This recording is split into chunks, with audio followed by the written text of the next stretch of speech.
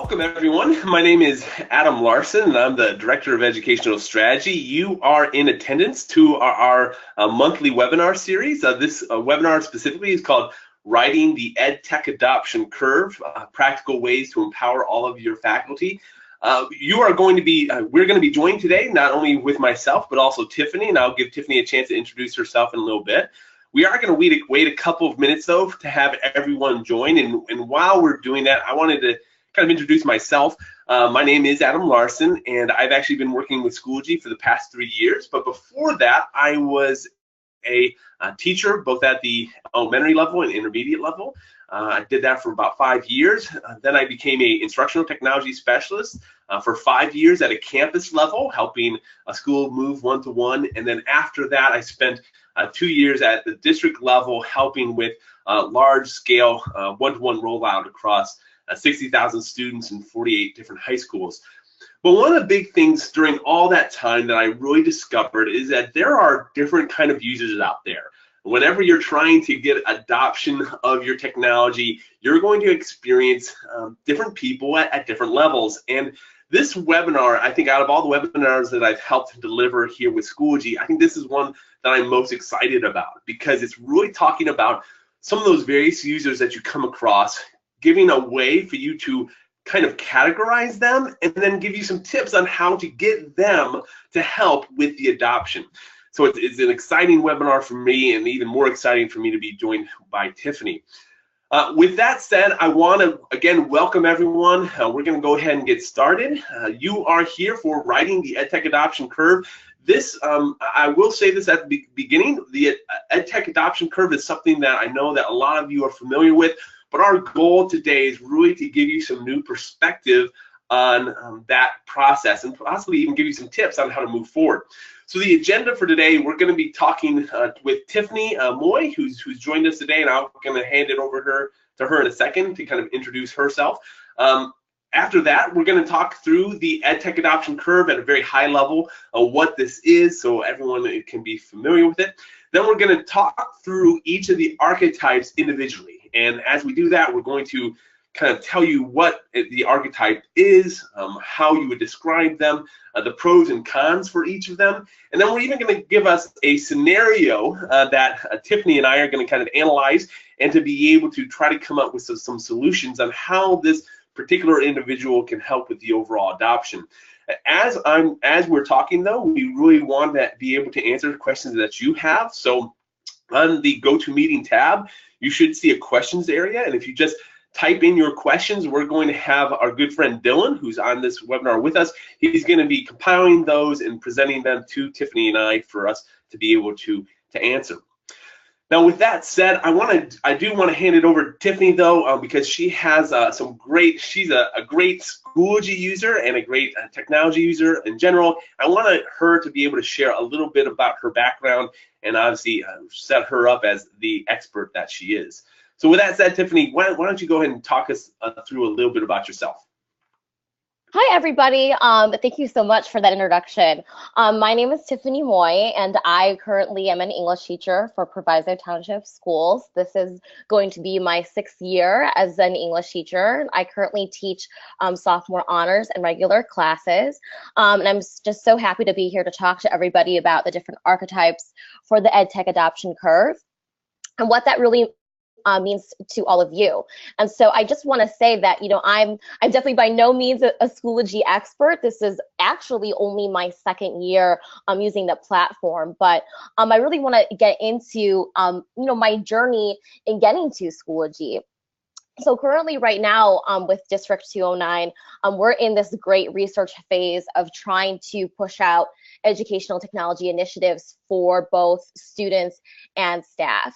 And so I really began my journey with Schoology with really wanting to know more about how to give student feedback in a more efficient manner. So Schoology was really never on my radar. It was just, how can I respond as an English teacher to student papers more efficiently to help with achievement? And so one of the things that I thought about in my journey was this concept to a website, right? There are so many different things that are out there with Edmodo and different learning management sites. What I really learned about when I joined our school's technology initiative team last year was the use of Schoology and how easy it was to use. It was so intuitive. And so the light bulb moment for me came on, and I started to do more digging and research with my team last year. And on that team, I was actually invited by one of the innovators in our school who currently flips her classroom while using the LMS. So I'm so excited to be able to share more stories about that journey and how I came to be here today with all of you. Awesome. Well, thank you so much, Tiffany. With that said, let's go ahead and move on to just talking about what this webinar is really going to be about, which is this whole tech adoption curve.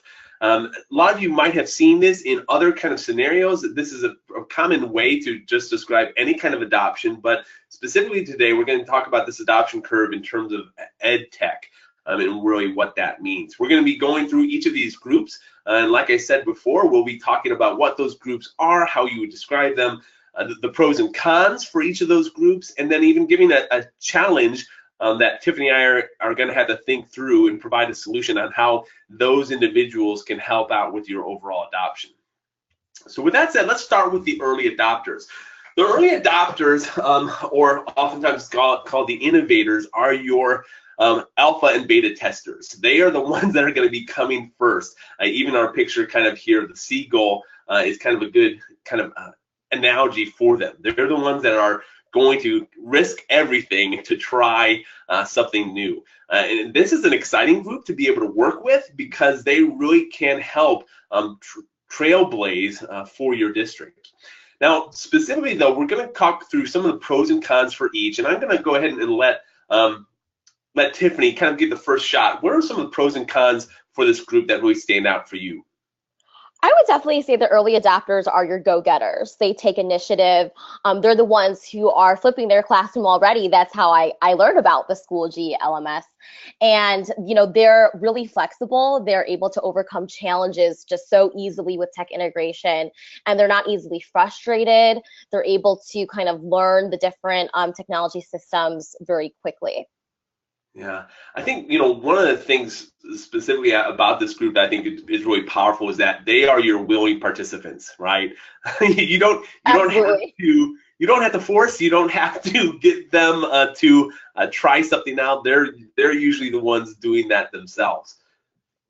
It's also interesting, when we were first talking through this presentation, we said that they were map makers, but we changed that to be called trailblazers. And I think one of the big things with this, and this is one of the cons of this particular group, is that the early adopters aren't necessarily always the ones that are the biggest relatable group, right? Like, people see the innovators, these early adopters, as almost like an anomaly in the educational world. They are not the ones that are always have maybe a huge following behind them. I know that you yourself have kind of seen that from your own experience, and I didn't know if there's someone that comes to mind specifically for you when it comes to, you know, early adopters or innovators.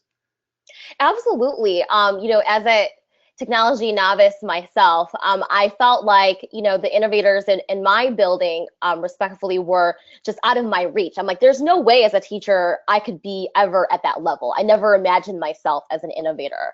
And so it was, you know, when I first heard about, you know, the innovations occurring in other classrooms, I was like, I can't do that. That's not even on my radar. I'm just trying to get through the week and making sure that I give feedback on time to my students, and grading and making sure I'm contacting parents in the manner that is appropriate for achievement. And so that's unfortunately one of the downfalls. But when they reach out to other departments, and when they're able to build that relationship with you, it makes it a lot easier for buy-in to accept how to do the technology at your level.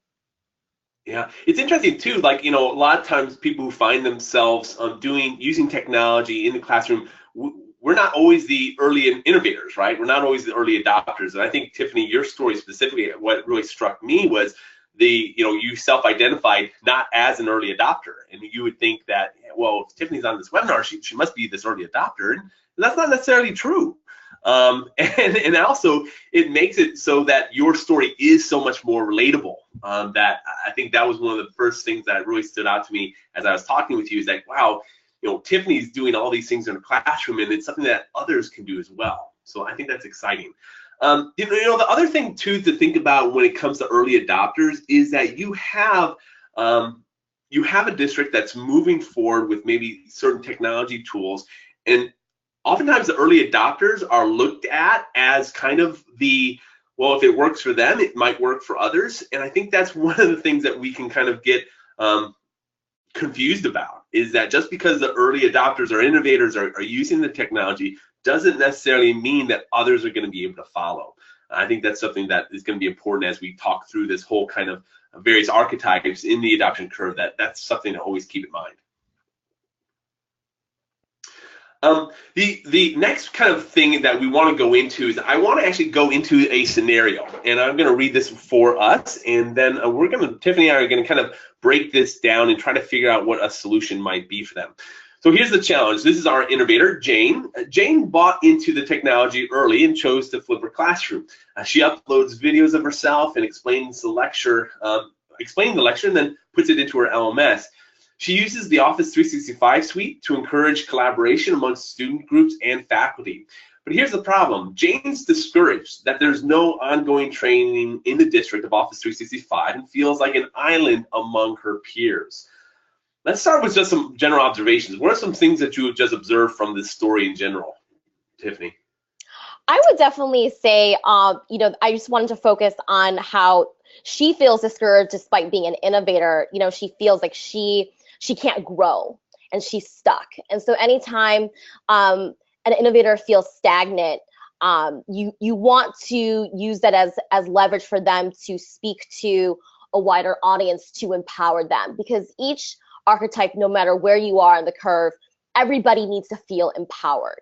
And so I'm just thinking she's doing all these great things with uploading videos of herself, using technology to reinforce important concepts, but to just really give her the empowerment she needs to not feel discouraged that what she's doing is so great for student achievement, and also for staff to also take risks with their classroom as well.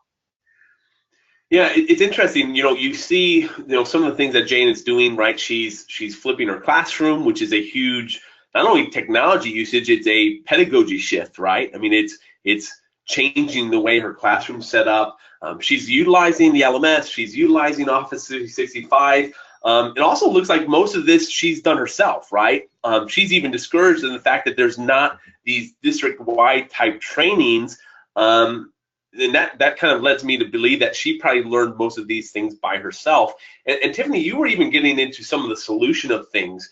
So when it comes to Jane, how are we going to encourage her? Because right now she is discouraged. What are some of the ways that you were mentioning that we could kind of encourage her in where she's at?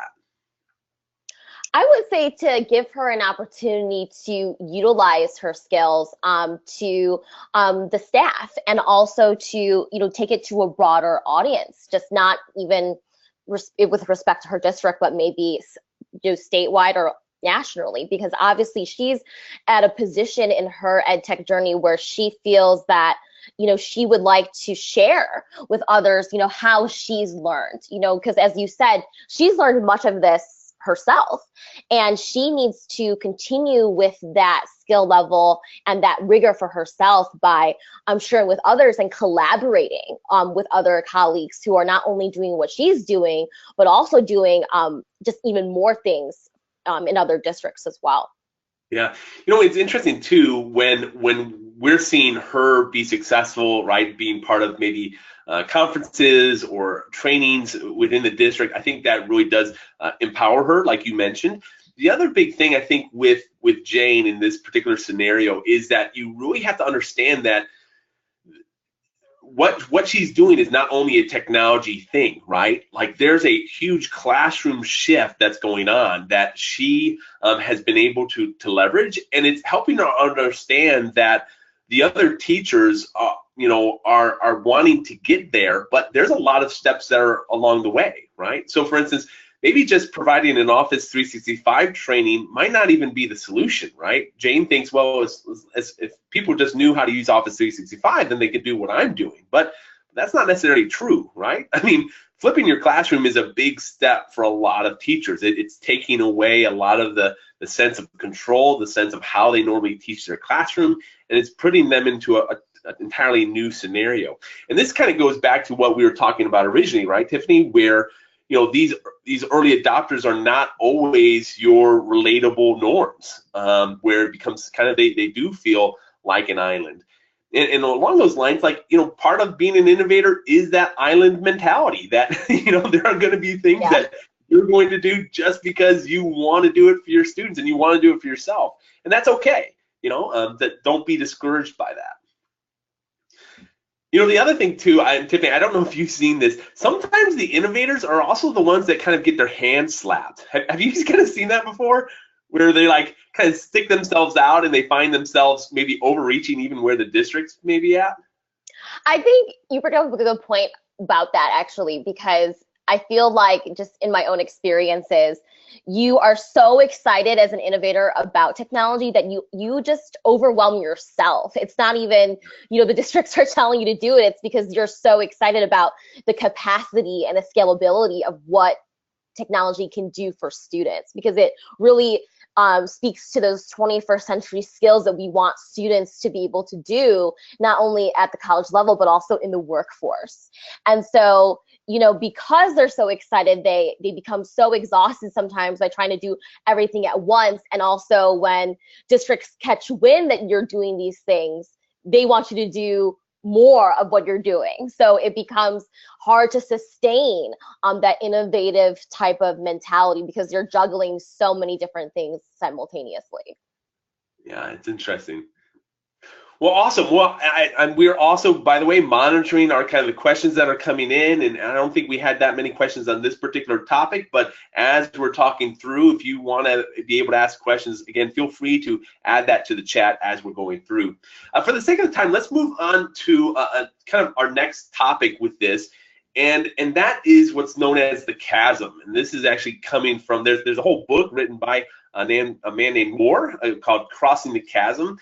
And his big point in that book is that there's a chasm that exists between your kind of early adopters and the rest of the curve. And the big point of that book was talking about how can we cross that chasm? How can your adoption go just from the early adopters to the remaining group? I think this is part of the issue of really your tech adoptions in general, is that we don't think about that, right? We try to get a group of early adopters involved. We want them to be trying out the system, and it may work for them. But we always have to remember that there's a chasm that exists between those people and others, and we want to make sure that we acknowledge that, and that whatever solution that we put in place has the other groups also in mind. And with that said, let's keep on looking at some of these other groups. The next group now I want to talk about is the early majority. The early majority is the 34% of your normal adoption that's going to happen. This is your bandwagon. This is the group that's going to help you get that critical mass, right, for you to be able to move forward. It's really important that you, with this group, provide kind of a line for people to stand in, even like what we see here in our image. They're the ones that are ready to go as long as things are kind of put in place. Now, I want to talk through the pros and cons for this group as well. With the early majority here, Tiffany, I'm going to let you take the first stab. What are some of the big things that stick out for you for this group, whether they're pro or con? I think one of the best things about the early majority group is that if you get the early majority people on board, they're going to speak to a wider audience in your staff. And the reason I say that is because unlike an innovator, they're so much more relatable. Like if you have somebody who is, not technology savvy or technology native, and they learn how to use the system either intuitively or there was like an instructional video that really supported them, you're going to be able to collect a lot more buy-in. Because one of the things and frustrations as a teacher that we have is that, there are so many different strategies that are adopted over the years. And so many of those strategies go to the wayside. And so when you have a technology, whether it's the LMS or whatever software program that it is, and it's sustainable and it's intuitive and people find it easy to use, people are going to try their best to learn more about it, especially with the early majority group. Yeah, I love that point too, right? Like this is the group, if you can get them going, like your adoption's just going to keep on going forward. I think that's a big thing here. One of the things though with this group that is a con is that they really need to have most of the details figured out. So after you've gotten done with the early adopters and they're doing their thing, part of your task as a district, as an institution, is to figure out what is it that made them successful, and then try to create that pathway or that line for your early majority to get behind. Because sometimes if you just kind of let it, like, here's the tool, just kind of do your thing, they might not always be successful with that. So I think it's really important with early majority to understand that you need to have some of those details figured out, and you need to provide them a plan to move forward. The other thing too with the pros on this that I really appreciate is that they really are practically minded. Like, they are not going to test something out, or they're not going to do something just because.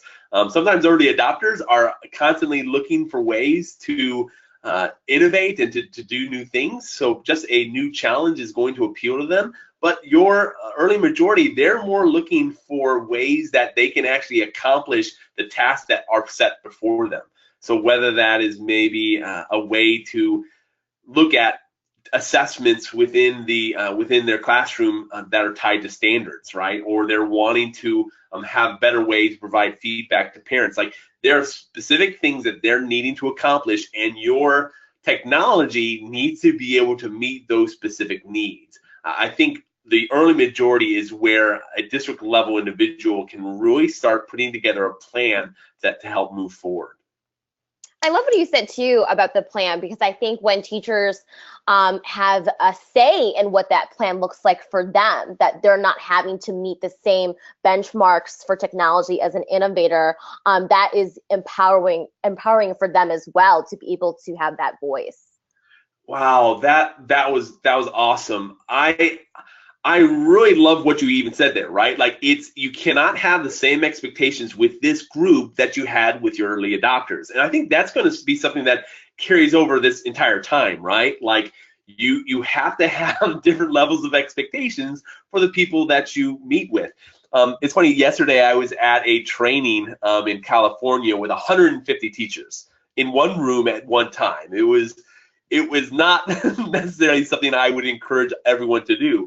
But in that room, it's just helpful knowing that when people are asking questions, they're at different levels. And you need to be able to kind of respond and work with those people at those individual levels.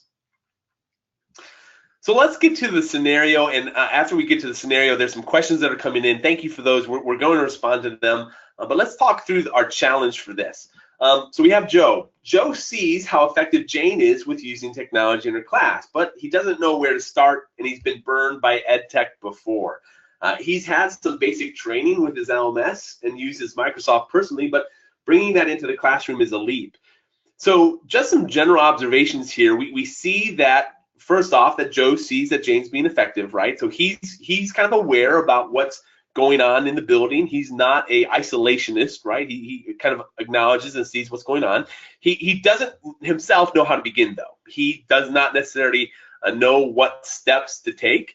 He's had bad experiences in the past. That probably, I'm sure, never happens in your institutions, but Joe has had that opportunity of being burned in the past. He does have some foundational knowledge about things that are, like, whether he's using the LMS or Microsoft. But the problem is he doesn't really know, or he isn't ready to really take that leap. So with that said, Tiffany, what are some solutions for Joe? How can we help use him to really ride this adoption curve? I think one of the things that he really needs to reconcile first is that it mentions that he's been burned by EdTech before.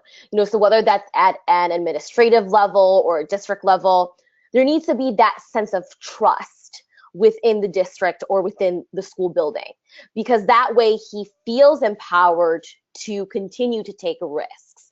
So he's able to take that next leap for himself, because it's not that he doesn't want to continue his journey with EdTech, is that he wants to ensure that whatever risks he chooses to take is supported by the building and supported by the district's vision.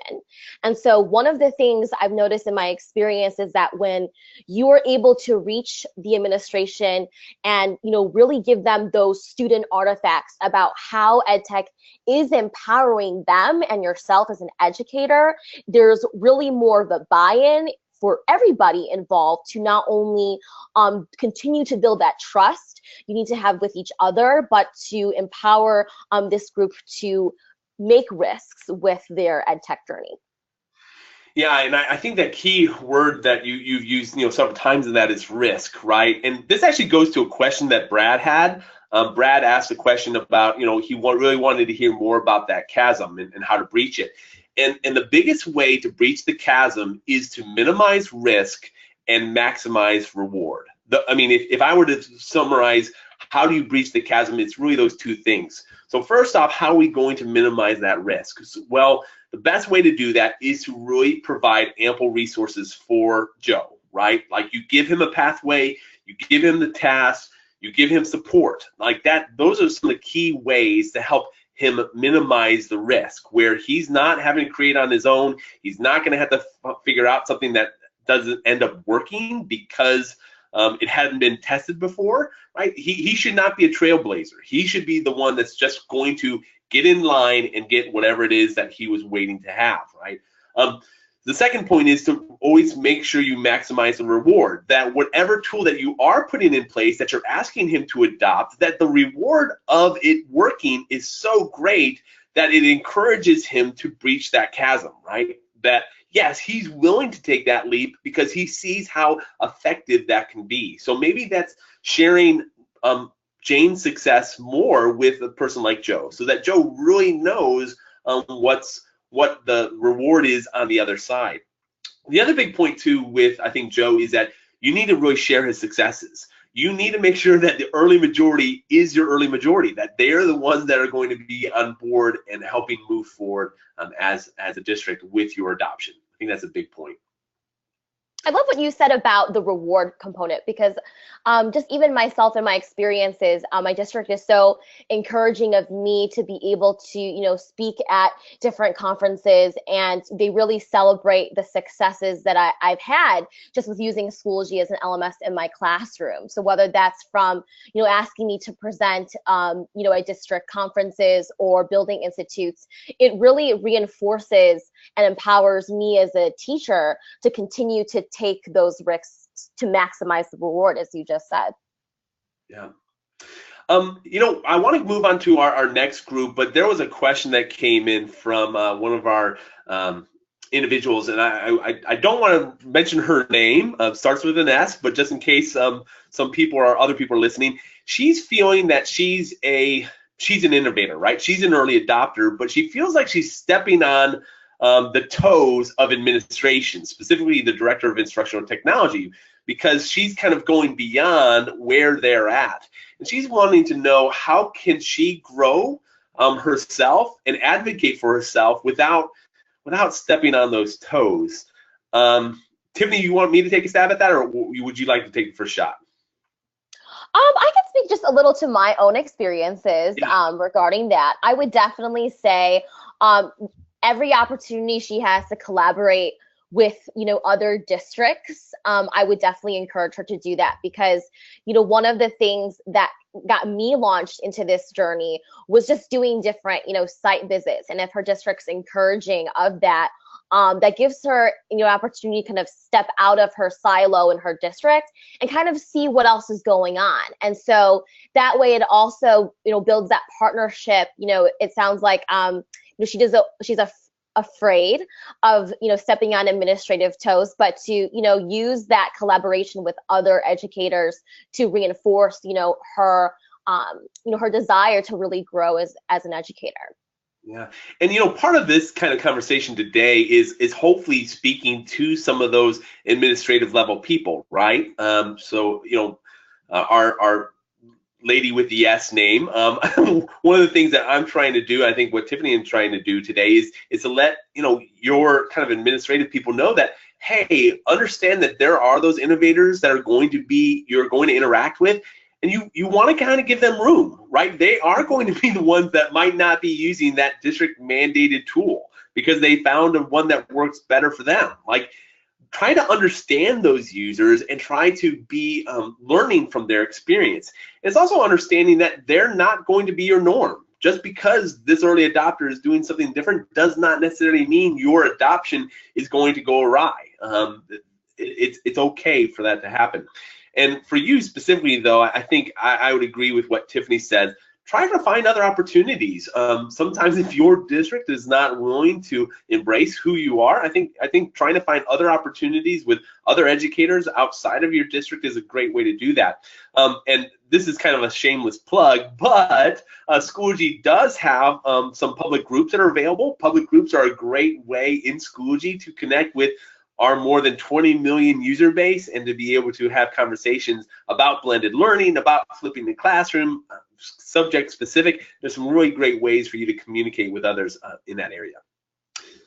But with that said, let me go to the next chapter because I want to be mindful of our time. The next group that I want to talk about is the late majority.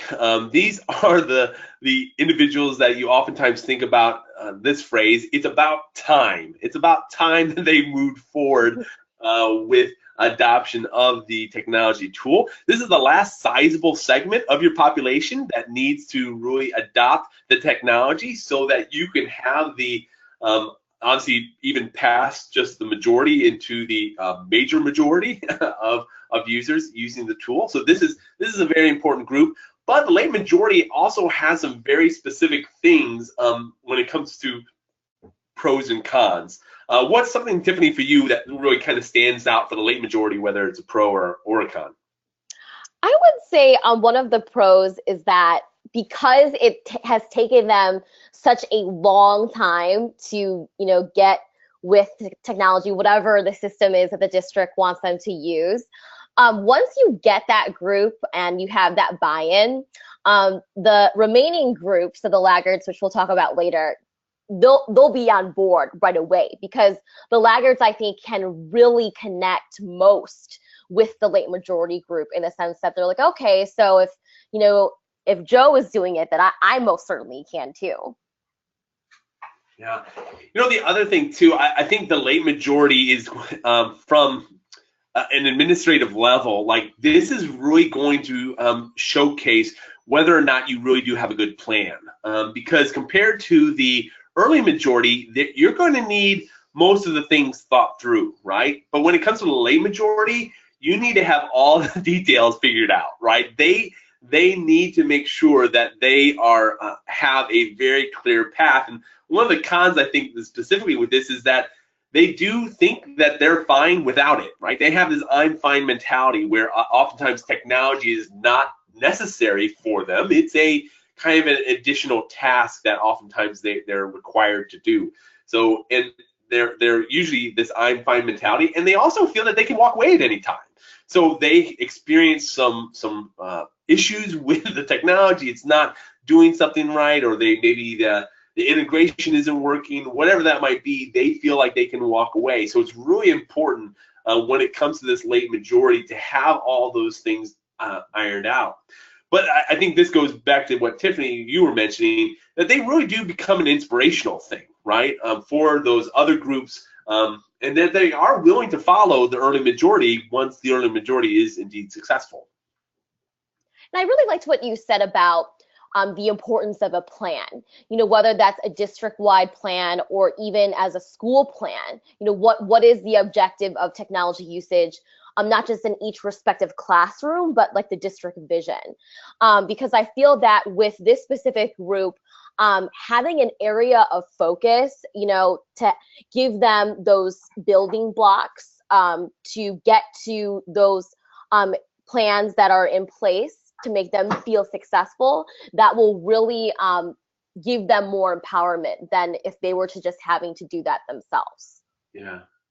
The other thing too, I mean, from one of the perspectives that I've had working in Schoology and working with a lot of clients, really all around the world, we always ask them when we're talking about the implementation plan, what is their idea of success? Like, what do they, what is it that's going to mean success for you as a district? And they always usually say things like, we want to see, 100% adoption of this tool, within a year.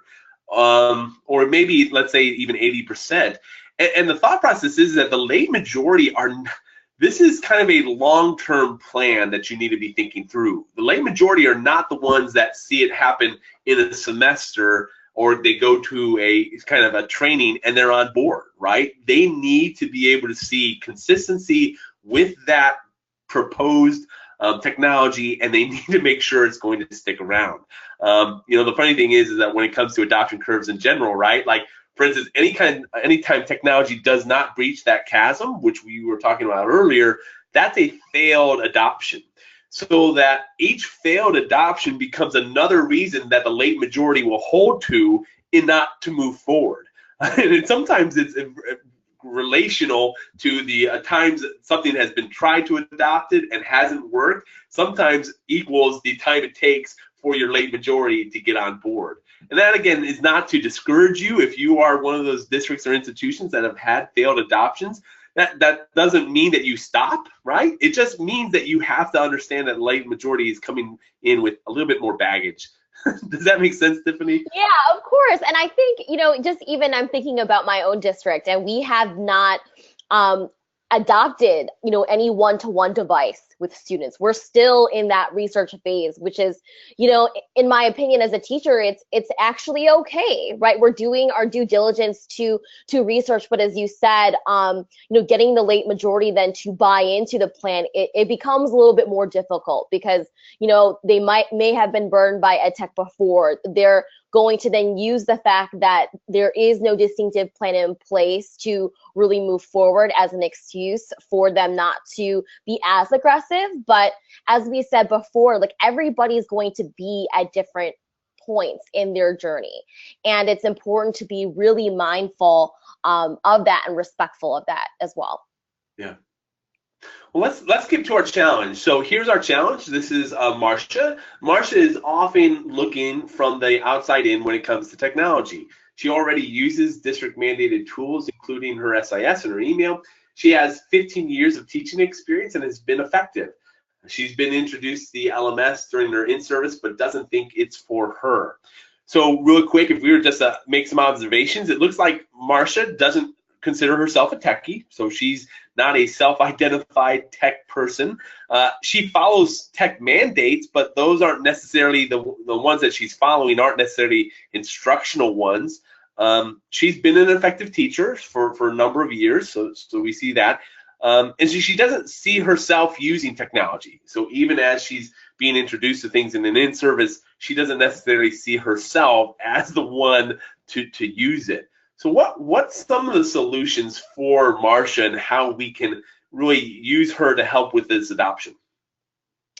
I think when I'm just looking at the in-service that perhaps she went to, if she were to, see somebody, from a company, give her that sort of, overview of what the tool's capacities are, she may not really understand the relevance behind it, not because she doesn't want to learn more about it, but maybe because she feels as though that company or tool does not really understand her specific student body or her specific school's needs. Because I'm definitely guilty of it as a teacher. I go to, different conferences, and if, there's a salesperson trying to pitch to me, the scalability of a tool, which looks great on paper, but how can I really use that for my students? And as a teacher, we're always trying to buy more time in our day. So it becomes more of a chore for her to really take that next step. So as a district, I would use, that's when you use your innovators in your district to, speak at, district conferences or to speak at in-service, because it's a leader in your group where she can then maybe be like, okay, I can try it. Maybe it's not for me, but at least I can play around with it because somebody in my building finds it relevant for achievement. What's interesting too is I love how you even brought up the whole in-service thing, right? And potentially that not meeting the needs. Oftentimes when we're looking at technology adoption, we're like, okay, well, what are the ways that we can get our campus on board? We oftentimes think about in-service, right? Because, well, that's the time that we're going to be able to get everyone. But the problem is that in-service is oftentimes viewed as like that vaccination, right? Like, well, as long as we get them in service, they're going to be good. And the problem is that a lot of times the in-service does not provide a great incentive for the late majority. The in-service is going to help your early adopters and innovators, right? Yes, thank you for the login. I'm good to go. Most of the time, they're not even listening during the in-service. They're exploring themselves. The early majority is going to be following along with you, right? They're going to be happy. But your 50% of your staff is going to be like, yeah, that's great for that person over there, but this isn't for me. And this is where, again, you need to start thinking about that plan. What is it that you're going to do to try to help this late majority? And even like some of the things that Tiffany was mentioning and some of the solutions that you see here, it's really about pairing that person with a colleague, right? Maybe an early majority colleague where they can really learn from that individual and be able to be inspired by them. I think that's an important thing to really kind of put in place. In addition to that, though, I would also mention that it's important for this Marcia to have a clear plan in place, right? She does not know how she could use the technology in her own class, right? That's for someone else. If you can give her some very specific tasks, I think that's going to help a lot with her being able to actually start envisioning herself doing those kind of things. Yeah, and I just wanted to add to that. I actually recently at a building institute, I presented on just a basic menu of just Schoology options that would be great for just a new user to use. And so I created just like a sample course in Schoology where participants or the teachers could ask questions on the discussion board, and I gave them like a sample quiz. And when I showed them what that was like, many of the technology users in our building who were very skeptical of what Schoology was, they're like, oh wow, that's like so easy to set up, maybe I can do it this year. And some people already posted things on their calendar, and while that might be the only icon they use, they're on board, like they're experimenting with it now. Yeah. There's a question that came up that I think is going to be interesting for this particular topic, and that is we have some individuals, and actually this has been a reoccurring theme that's happening. We have Mike, and Mike's kind of wondering, how can I get people who are really unwilling to even meet with me to adopt technology? And I know that Brad even asked a question kind of similar to that. And one of the things that it's important to recognize is that you never should go into any technology adoption, right, as a lone wolf. That you are one person in the cog of the various individuals that you come into contact with. So the idea is to try to figure out who are those people that can really support you. The late majority are not necessarily the ones that are always going to be supporting, but the early adopters, the innovators, even the early majority, those are the ones that you need to tap into. So the idea here, Mike or Brad, is to kind of figure out what are those relationships that I need to establish, those relationships that I need to build to make sure that they're being successful, and then they become the advocates themselves, right? For instance, the late majority is not going to be looking at the instructional technology specialist as necessarily the person to follow, right? I've had so many times when I was working at a campus level, I would go into a teacher's classroom to teach them something, and I would go away being like, I wonder if they really got that. And then 2 weeks later, they would come up to me and they say, oh, I talked with the teacher next door and they showed me how to do this. And it's like, I actually showed you how to do that. So I'm wondering what the disconnect is, and it's because they just relate to those other groups. So the encouragement that I have for those listening is that if you can understand the various individuals that are in your campuses or you're in your institutions, and you can leverage them to help you through this adoption curve, I think that's the big takeaway that we really want people to have. Okay, so let's go to our next one so we're going to go to our, Tiffany, I even hate saying this word, our Laggards group. I did not title this. This is a industry type term. I would never tell someone to their face that they are a laggard. Just a little FYI there. But essentially, the laggards is our last group that we're going to look at, and they oftentimes are the brick-faced wall that we run into as we are magically frolicking around our institution to try to get adoption to happen. I have personally found myself face-to-face with these individuals as I've been part of many adoption curves. And with that, though, I mean, even with that said, there are pros and there are cons with these individuals. And Tiffany, what are some of the things that stand out to you for them? One of the things that I do love about this group is that, because they're at the other extreme of innovators, when you get buy-in from them and when they get them to try something with technology is a huge win. Your adoption curve, you're going to have a much easier time to push out initiatives, because now it's not an issue of, relationship building, because once you get this group on board, that your plan in place as a district or school building is sound, because you've crossed your T's and dotted your I's, and now they're going to be your advocates to push out new initiatives they want to see happen for the building. It's interesting when it comes to that kind of point. I was actually at a presentation with a district, and I thought this was so clever. They said, we want to have an hour presentation, and with that hour presentation, we're going to bring in 15 teachers. And these are 15 teachers that are, and they didn't use this term, but they were the laggards, right? They're the ones that were most resistant to technology, and we want you to pitch to them. And that whole idea, which I was really impressed with, is that if you can get this group on board with your technology is a winner, right? Because if they can get on board, everyone else is going to get on board. I thought that was an interesting approach, and I thought it was a good, specifically with the laggards' ability to debunk hype. They are not ones to be swayed by fluff or hype or fads. They do have a very specific kind of vision in mind. Now, the one thing I want to mention too about the laggards is that this is a smaller group. We're not talking about a majority of your campus being composed of this kind of individuals.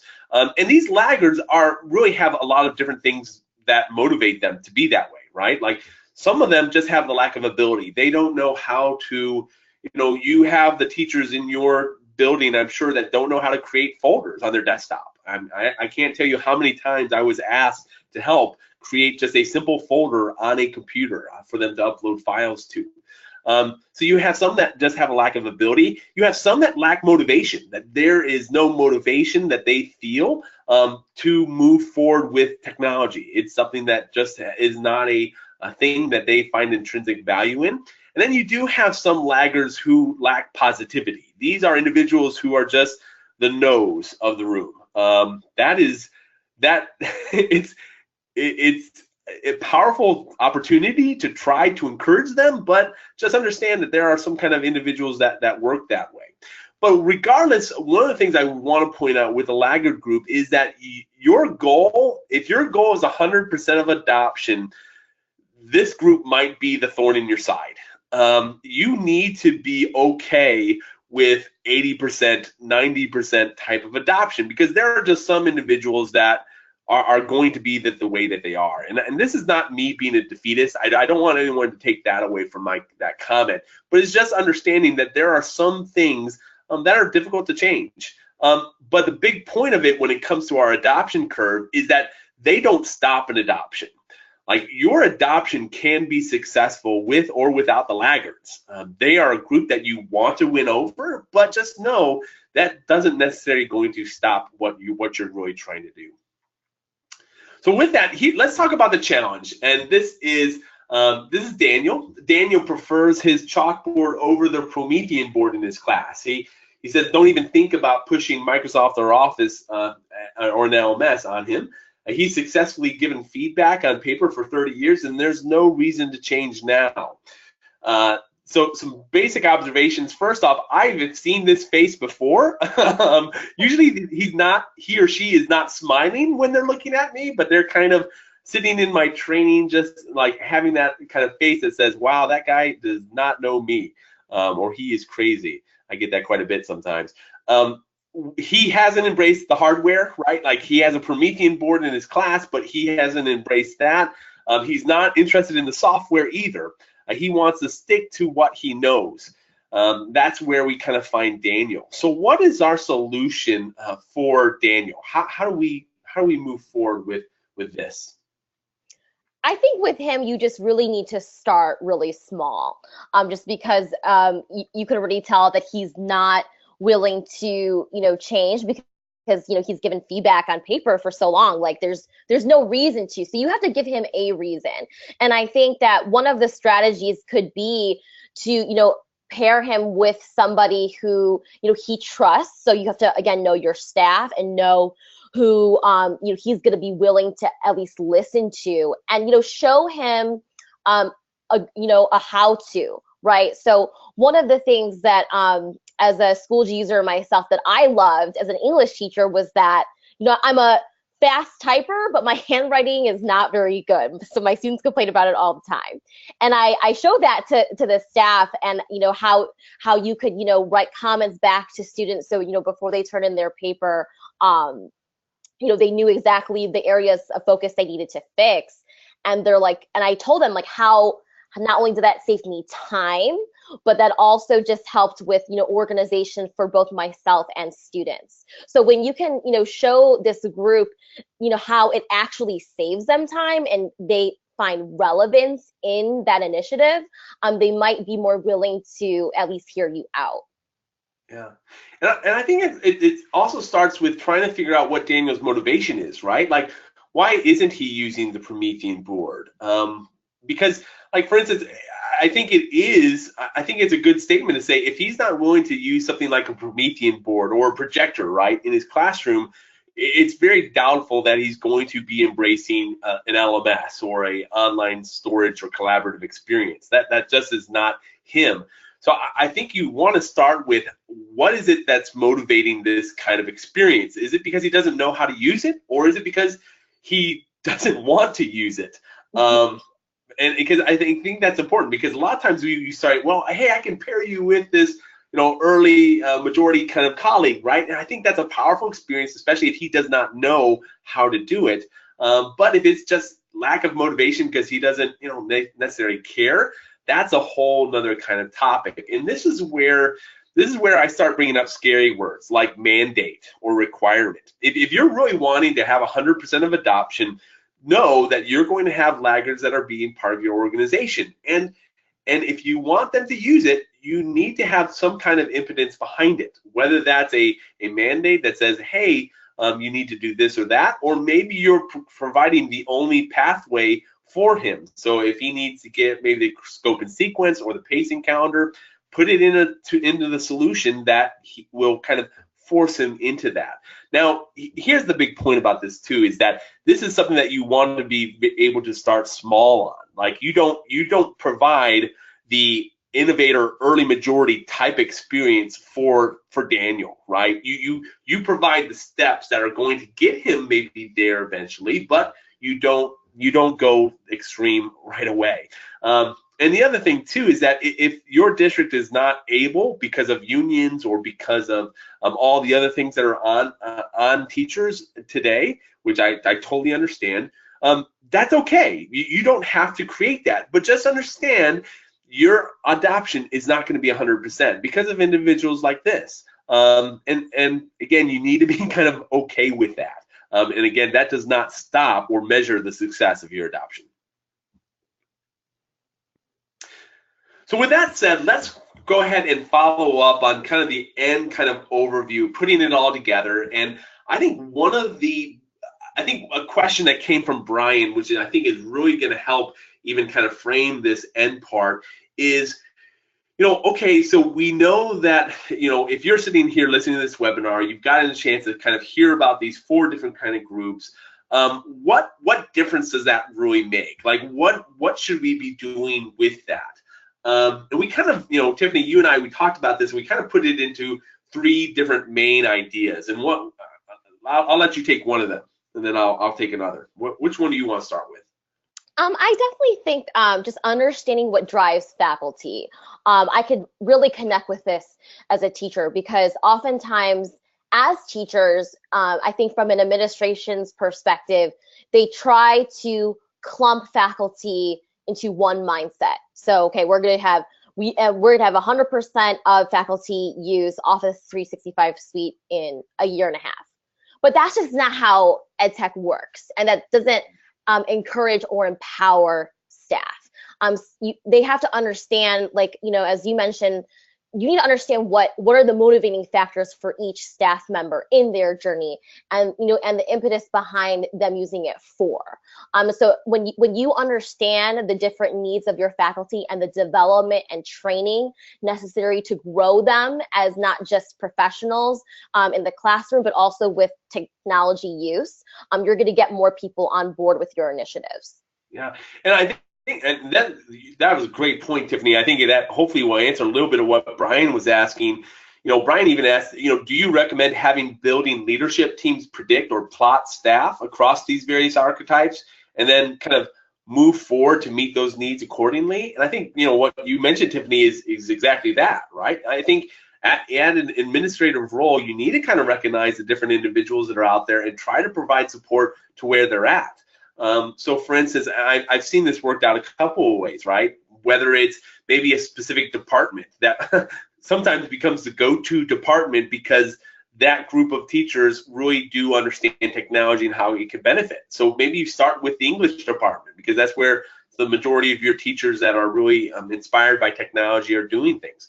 Or maybe it's having a specific group of teachers across multiple subjects that can really be your leaders, be your early majority. I think it's important to try to identify those groups and try to work with them so that you can help move things forward. And that kind of gets to the last point there, which is, help each archetype be a positive force.